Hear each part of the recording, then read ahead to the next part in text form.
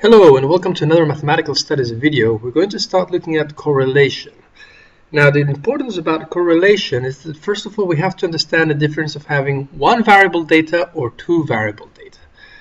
Now what is the difference then? Let's look at, for example, one variable data. If I have the number of bedrooms in a house, I might have a house with 2 bedrooms, a house with 4 bedrooms, a house with 3 bedrooms, a house with 4, etc. and so on. I can make a list, look around the neighborhood and make a list of all the different numbers of bedrooms different houses have in them. Two variable data is if I look at the number of bedrooms a house has and at the same time I look at how many people are living in the house. So I might have a house that has 2 bedrooms and 3 people living in it, a house that has 4 bedrooms and 3 people living in it, and so on. That's two variable data, where for each element, in this case for each house, I'm counting two things: the number of people living there and the number of bedrooms. Another example could be the age of a person and the number of devices with an internet connection. There you go. Now here's the thing, didn't we already have a two-column table? Something like this? Be careful, this is not two variable data, this is one variable data put together in a frequency table. These are frequencies, not data. This is what this actually means. I have 5 ones, 4 twos, and so on. Make sure you read the table labels, do not make a mistake.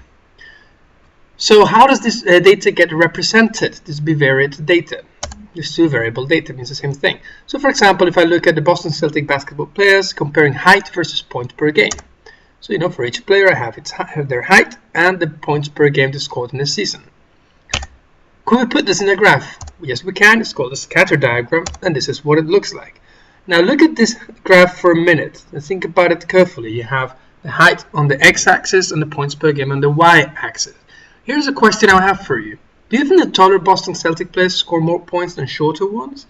Just by looking at it, you might think, well, like I can see there's a few like higher ones here, but hey, there's one here that's kind of tall who's not scoring that many points. This one here is not that tall and scores quite a few points. I don't know, hard to tell. Well, we can actually measure this mathematically, and it's called correlation. We look for a relationship between the two variable data or bivariate data. That's what correlation is about. We measure how much of a relationship these two variables have. That's correlation. So if you've ever heard statements like this one, taller basketball players score more points, don't go to school, they'll end up in prison, enzyme whatever is responsible for dementia, it's more likely to give birth on a full moon, kids who play video games have less friends, or kids who play video games have more friends. All these things are studied in psychology or whatever their biology or whatever the discipline is, and all of them use statistics to figure out whether this relationship is true or not. And the fundamental thing they're going to use is correlation. Now, when statements like this are made, keep in mind that some people are making these statements based on personal beliefs. They just believe that. Why? Somebody told them, whatever. And the other way to make this kind of statement is based on a statistical analysis.